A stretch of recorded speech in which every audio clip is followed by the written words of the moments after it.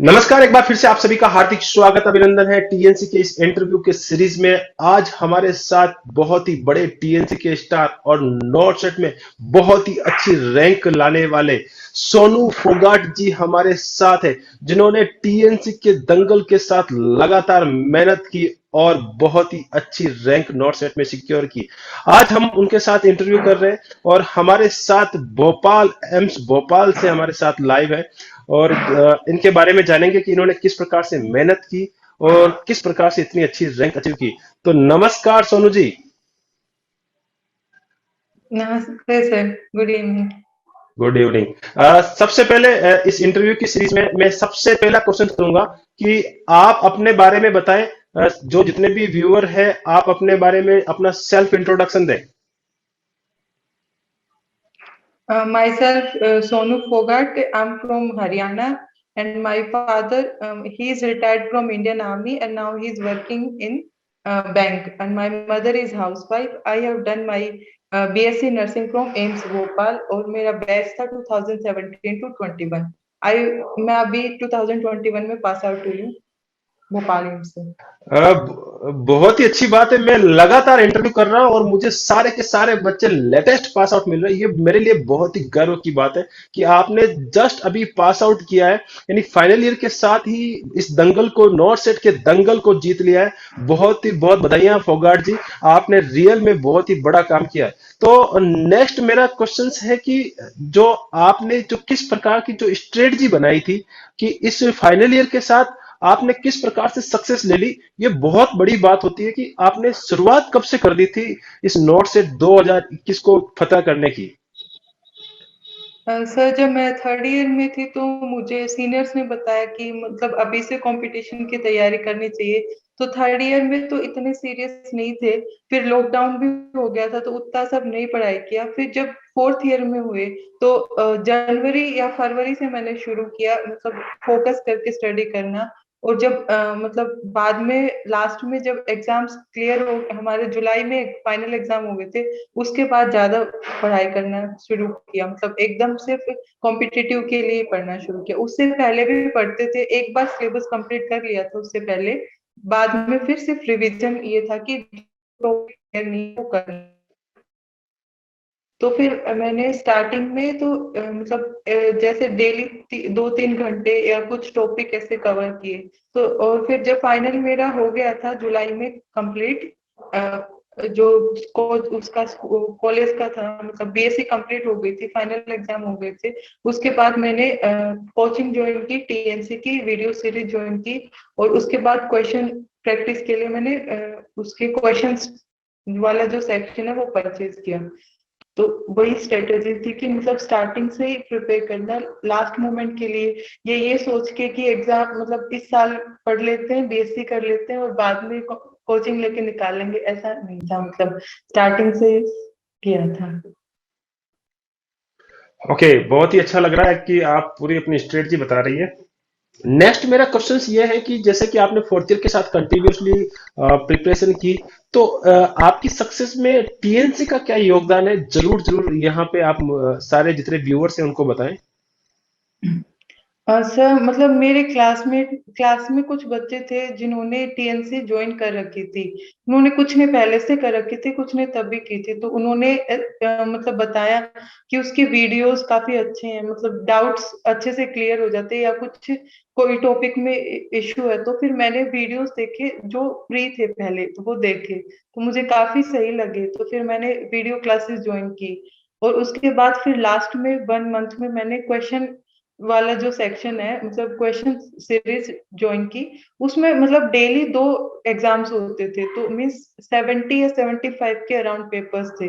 तो मीन्स इतने सारे क्वेश्चन प्रैक्टिस करने को मिले, तो हमें पता चलता है कि हमारी क्या वीकनेस है और क्या स्ट्रेंथ है, हम क्वेश्चन प्रैक्टिस करते हैं।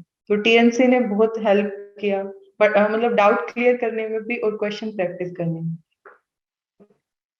चलो बहुत ही अच्छा लगा कि टीएनसी ने आपकी इस सफलता के अंदर बिल्कुल योगदान दिया। ये बहुत सारे बच्चों का रहता है कि सर हम लोग थर्ड ईयर में है या फोर्थ ईयर में है तो हम लोग अभी से तैयारी कर दें।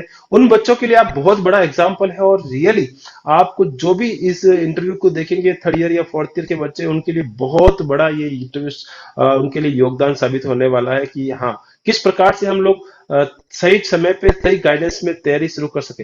एक और क्वेश्चन है कि जब आपने नॉर्थ सेट 2021 में जब अपियर हुए थे तो आपने इतनी अच्छी रैंक पाने के लिए कहां तक क्वेश्चन अटेम्प्ट किए थे, कितने क्वेश्चन अटेम्प्ट किए थे? सर मैंने 180 क्वेश्चन अटेम्प्ट किए थे। 16 ओके, क्वेश्चन मैंने 180। जीके सेक्शन के किए थे और रिमेनिंग मैंने नर्सिंग सेक्शन के किए थे। बहुत ही अच्छी एक्यूरेसी है, इसे कहते हैं माइनस मार्किंग कंट्रोल।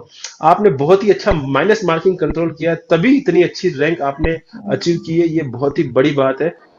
दूसरी एक मेरा एक क्वेश्चन है, बहुत सारे अमूमन बच्चे इस ये क्वेश्चन मेरे से पूछ रहे हैं और यही क्वेश्चन मैं आपको फॉरवर्ड कर रहा हूँ कि सर कौन कौन सी बुकें पढ़नी चाहिए। तो मैं ये क्वेश्चन कहता हूं कि आपने कौन कौन सी बुकें पढ़ी है जो बच्चों के लिए आप इस इंटरव्यू में बताएंगे तो बच्चों के लिए बहुत ज्यादा हेल्पफुल हो सकती है।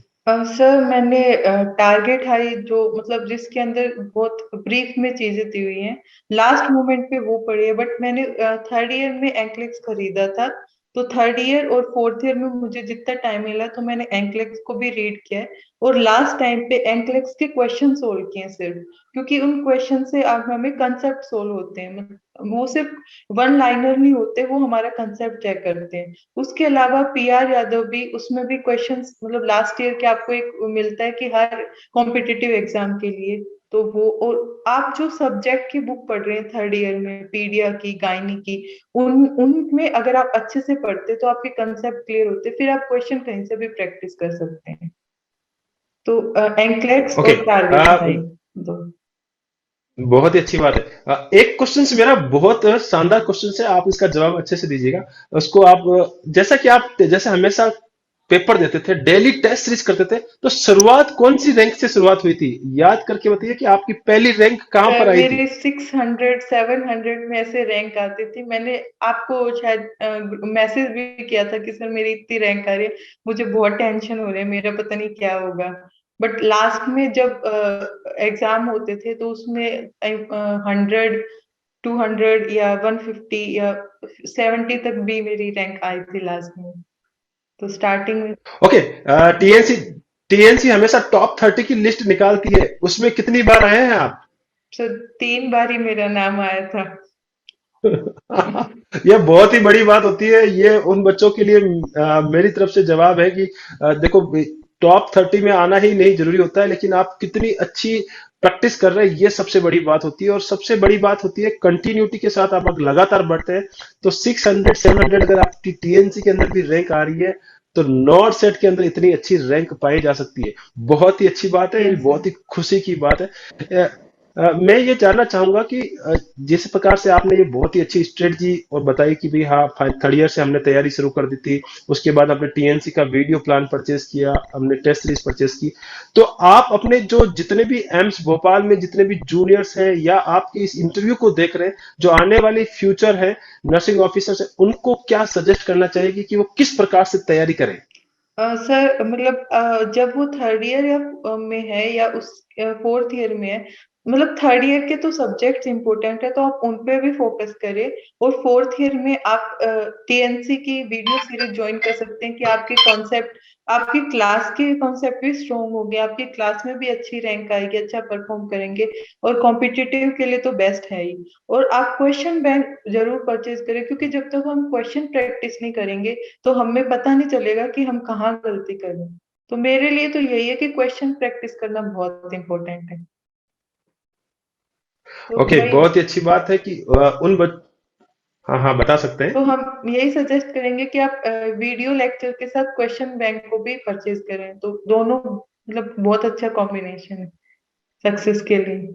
ओके, नेक्स्ट क्वेश्चन हमारा ये है कि जिस प्रकार से आपने बताया कि ये फ्यूचर स्ट्रेटजी होनी चाहिए, ये हमारी रैंक अच्छी होनी चाहिए, तो आपको कभी लगा कि मेरी रैंक नहीं आई है, टॉप 30 में रैंक नहीं आई है तो मेरा नॉर्थ सेट में भी इतनी अच्छी रैंक आ सकती है, आपको कभी लगा? मीन्स जब स्टार्टिंग में 700 800 ऐसे लगता था, तो लगता था कि 800 बच्चे तो ये ही पहले हैं, फिर और भी होंगे, तो मेरा तो कहाँ ही सिलेक्शन होगा। बट फिर ये था कि मुझे प्रैक्टिस करते रहना है, जो प्रॉब्लम है, जो इश्यू आ रहे हैं उनको सोल्व करना है, बाकी तो फिर मेहनत करनी है, बाकी तो रिजल्ट जो होगा फिर देखा जाएगा। बस ओके, ये नेक्स्ट लगता क्वेश्चन था ये कि है। नहीं होगा। हाँ, बहुत अच्छी जी। बात है कि हमें लगता है, सभी रैंकर्स को ऐसा लगता है कि हाँ यार अब होगा या नहीं होगा, लेकिन जब सिलेक्शन हो जाता है तो बहुत ही बड़ी बात है। आपने जब एग्जाम में अपियर हुए थे, पेपर दिया, तो उसके बाद कहीं से फीलिंग आ रही थी कि हाँ इतनी अच्छी रैंक आ जाएगी? सिलेक्शन वाली फीलिंग तो आ सकती है, लेकिन इतनी अच्छी रैंक वाली फीलिंग आ रही है या नहीं आ रही थी? सर ऑनेस्टली ये था कि सिलेक्शन हो जाएगा, बट इतनी अच्छी रैंक आएगी ये एक्सपेक्ट नहीं किया था। क्योंकि मैं मतलब उतनी प्रिपरेशन की थी, एग्जाम आके मैंने कभी मतलब आंसर्स चेक नहीं किए थे कि मेरे कितने सही हुए कितने गलत है, तो ये था कि सिलेक्शन हो जाएगा, बट रैंक का कोई श्योर नहीं था कि कैसी आएगी। ओके, जब रिजल्ट आया तो जी। सबसे पहले आपको कहाँ से इंफॉर्मेशन मिली कि इतनी अच्छी रैंक आ चुकी है?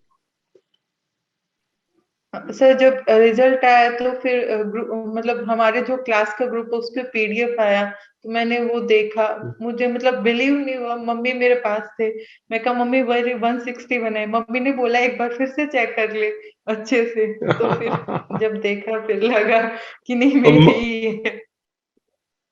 मम्मी को भी भरोसा नहीं हो रहा था कि इतनी अच्छी रैंक कैसे आ सकती है, लेकिन मम्मी को पता बता देना चाहिए था कि हाँ मैं सारा दिन रोती रहती म, थी, मम्मी पता नहीं क्या होगा, मम्मी क्या होगा। तो वही मम्मी को भी लगा ओके एक बार फिर मम्मी से चेक कर ली। कि कहीं ऐसा तो नहीं है कि गलत देख रही हो, इतनी अच्छी रैंक है या नहीं है। लेकिन ऐसा नहीं। रियल में ऐसा ऐसा मैं बहुत सारे बच्चों के साथ देखता हूँ कि उनके फादर को इतना या मदर को इतना उम्मीद नहीं होती है, बच्चे को खुद को इतनी उम्मीद नहीं होती है कि इतनी अच्छी रैंक आ जाएगी। लेकिन ऐसा टीएनसी के साथ अगर आप लगातार मेहनत कर रहे हैं तो वाकई में इतनी ऐसा अच्छी रैंक बनती ही बनती है। और बहुत ही अच्छा लगा आपके साथ आज इंटरव्यू करके। और ये इंटरव्यू बहुत सारे बच्चों के लिए बहुत ज्यादा हेल्पफुल होगा। टीएनसी के इस ऑनलाइन प्लेटफॉर्म पे आने के लिए बहुत बहुत धन्यवाद। आप हमेशा आगे बढ़ते रहे, अपना नाम, माता पिता का नाम और अपने इंस्टीट्यूट का नाम और टीएनसी का नाम हमेशा रोशन करते रहे। जय हिंद, जय भारत एंड वंदे जी मातरम। सर। Thank you sir.